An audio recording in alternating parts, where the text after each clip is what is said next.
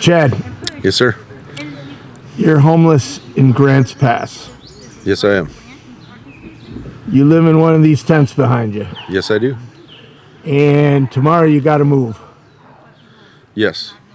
And how often have you had to move?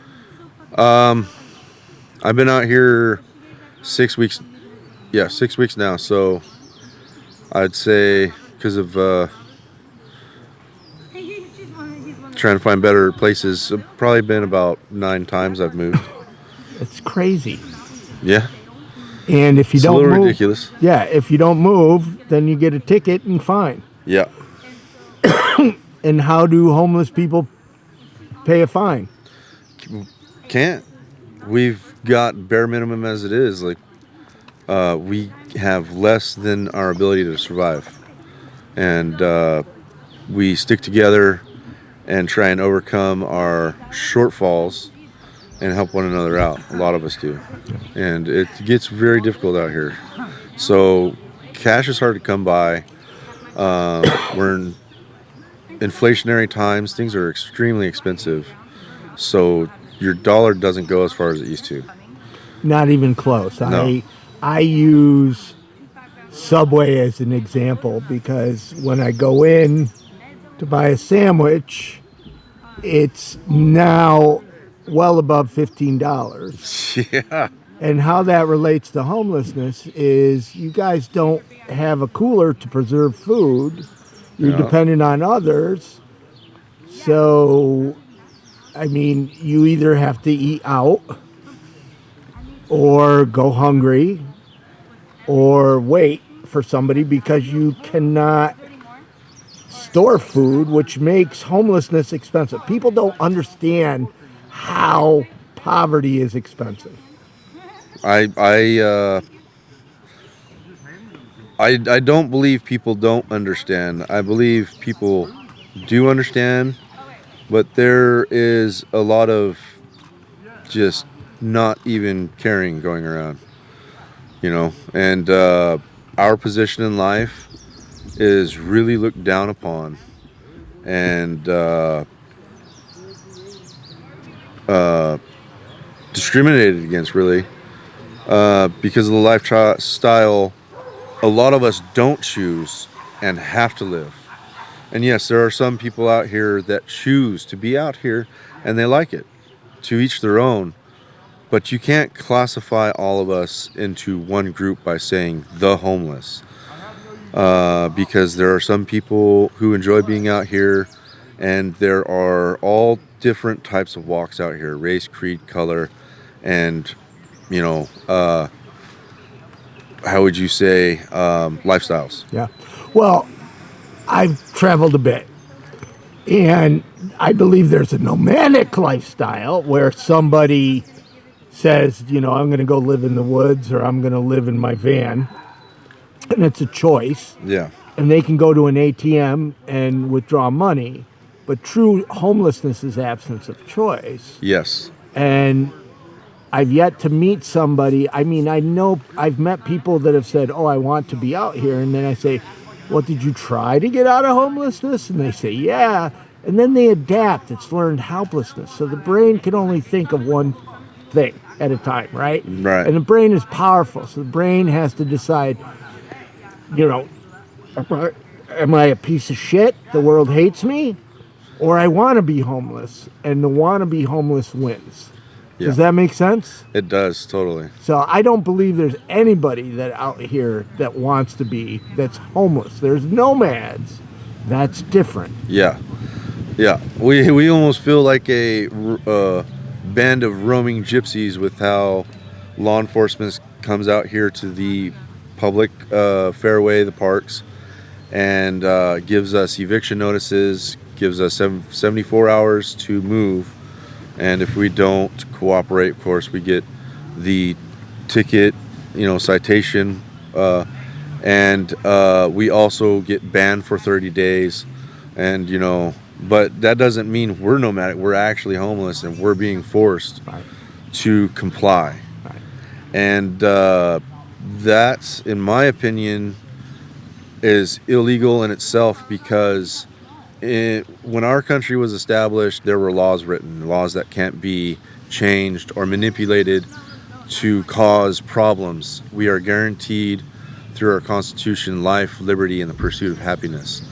And what we are doing as being forced to be out here seeking natural shelter or an erectable shelter, as long as it's not built, that is called subsisted living. And it falls under the laws of subsisted hunting.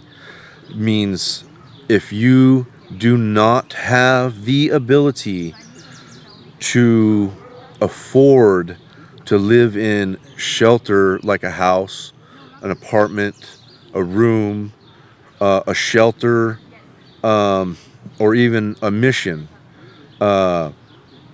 then you fall under the laws of subsistence, where you have to, and not by choice, have to live off of the land because you don't have the ability to do otherwise, which is a legal law, and allows people to fend for themselves.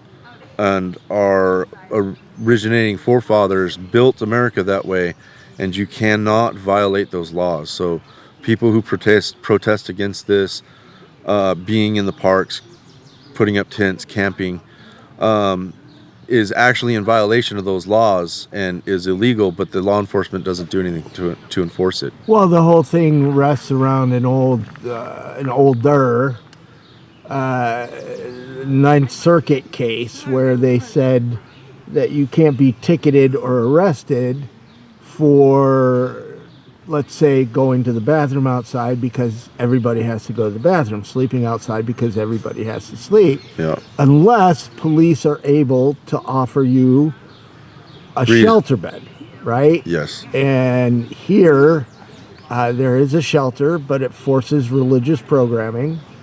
I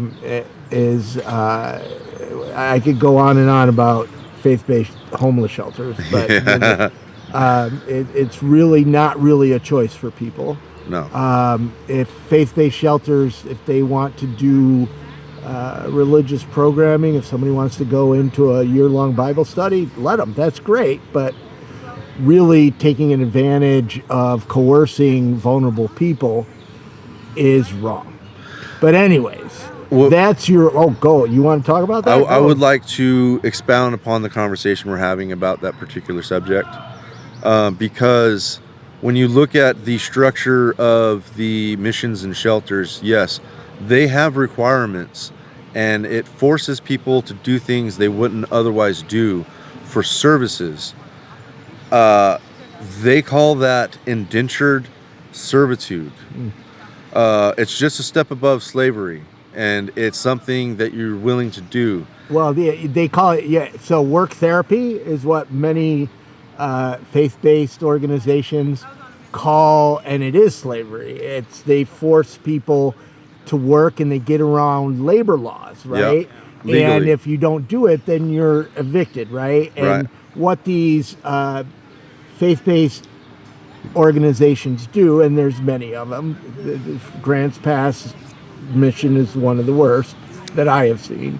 But what they do is they withhold basic needs. Like, are you hungry? Oh, come to church service. Yep. Are you hungry? Come to church service. Need a bed to get out of the rain and the cold? Oh, then you got to go to a Bible study. Yep.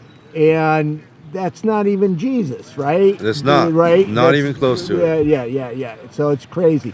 How did you end up here? I've not had anywhere near a normal upbringing through my childhood. I, in a lot of ways, raised myself literally, and took my experiences from everybody growing up and took the best I could out of the good and started building who I am off of that and trying to discard the bad. And I did a lot of things to learn trades and skills that would help me in the future. And I've always tried to make the best choices for my future. And one thing I did that everybody knows you shouldn't do, but I thought I could rely on, was I became reliant and dependent on my family helping me. That choice affected my life immensely, and I should never have made that. I should have gone and did the independent thing and tried my best to take care of myself, because I would have been better off, in my opinion. But through my choices, I ended up in truck driving, and during my tenure as a truck driver, I was in a severe rear-end collision. I was the one that got rear-ended. I was just in my tractor. I didn't have my trailer, and another tractor trailer fully loaded at 80,000 pounds hit me from behind and careened into the cab of my truck and blew it apart, kind of.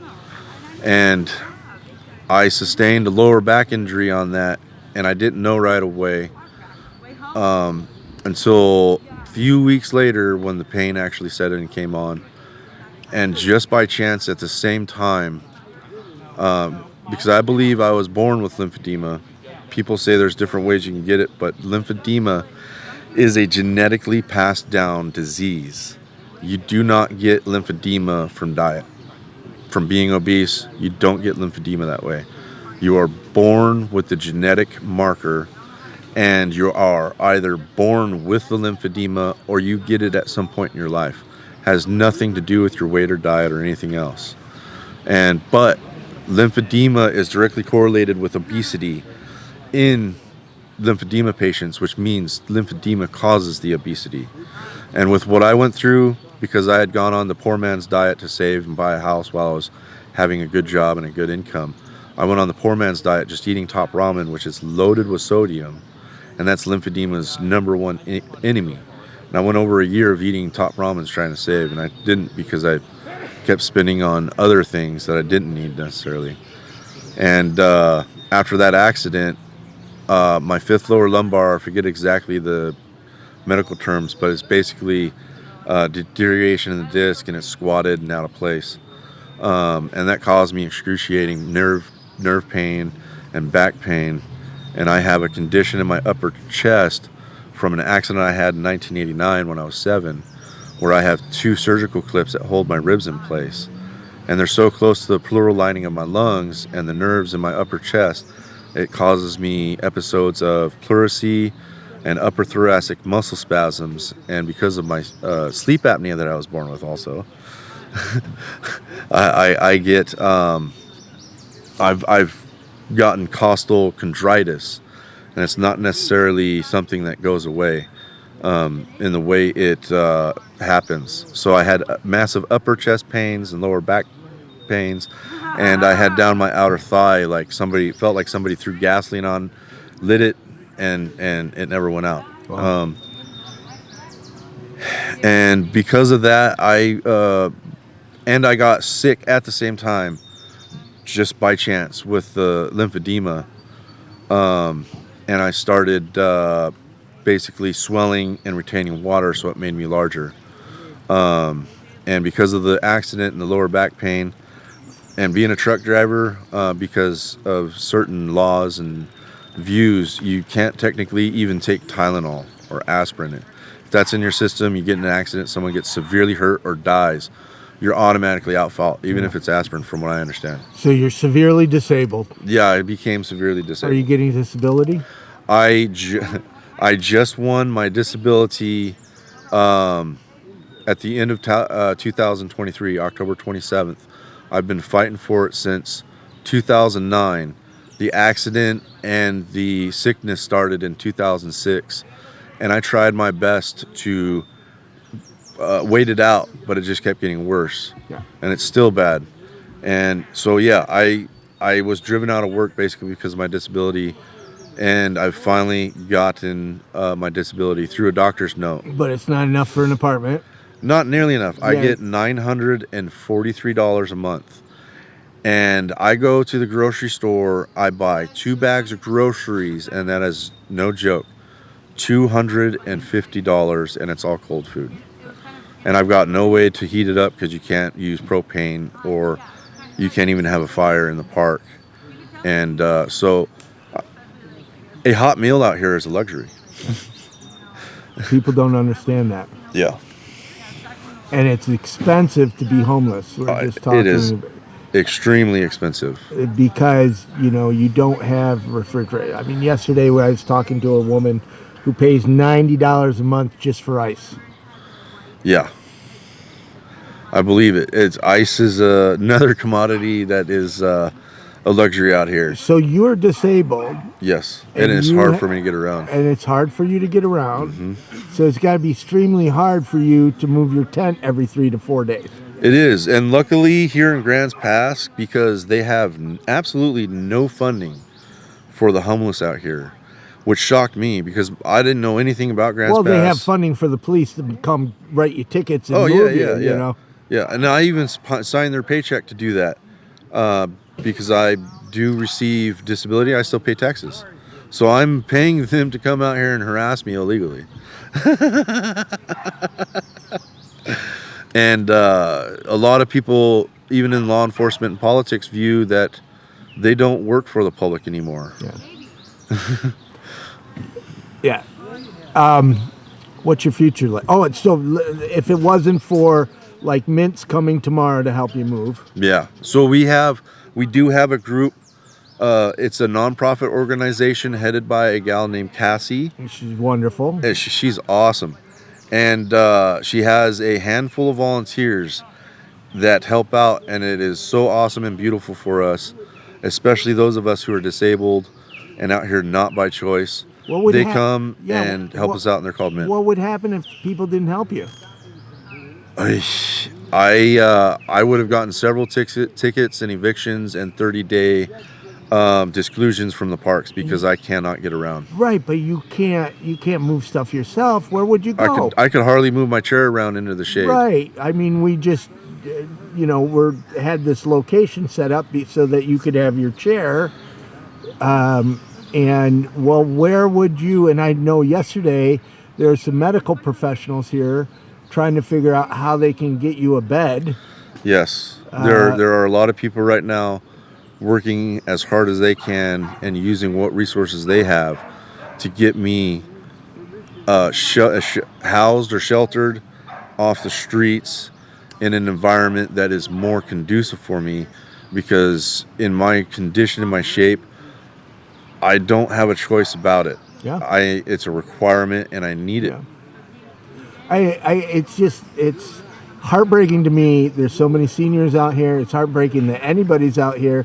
But the solution of pushing people from park to park, I call it musical parks, is just ridiculous. Yeah. And then you have, the public doing all this park protests. Yeah, anti-camping, anti-homelessness. Right, but they're not pushing for solutions. Right. They're creating more problems. Right, which is why this criminalization exists. No. And you can't just push people. And homelessness is growing. There's more people out here. Yeah, the inflationary times are getting worse. It's equitable to the Great Depression. The similar things happened, and more people are going to be unhoused because there's no checks and balances right now, and everybody already knows that it's not natural. It is something that is being caused and manipulated, and the government and the people that have chosen to call themselves the 1%, the corporations, they're the ones that are creating this issue, and it is intentional. So there are going to be a lot more people out here. Yeah. Just give it 5 more years and it's going for to every explode. $100 increase in median rent, homelessness goes up 9%. Yes. And that's Yes. the crisis. And that is unfair marketing practices, unfair consumer practices, and why it is not being challenged by our government, our authorities, our township. Money. Blows my mind. Yes. Money. Everybody's gotten greedy. Yeah. the discrimination against not just homelessness, but people that these individuals consider trash and not wanted in their society, that are even housed. They're creating this problem intentionally to drive people away into other areas, and they don't care who it hurts or how it affects anybody other than themselves, and they're raking in the money over everybody over the coals. I'm not a conspiracy theorist, but I have to agree the last couple of years, after seeing like the Cicero Institute, which is a billionaires organization that's pushing to criminalize homelessness, it's like James Bond villain shit. Yeah. Right? And, you know... everybody's digging it. That's the sick part. Everybody's digging it. Anyways, if you had 3 wishes, what would they be? If I had 3 wishes, what would they be? I would wish to be 16 again. Ooh, I like that one. Knowing what I know now. Like it even better. I would wish for true equality in America again. I like that one too. And I would wish for peace and prosperity amongst ourselves instead of division and discrimination. Well, thank you very much for talking to me. Thank you. I really appreciate it, Mark.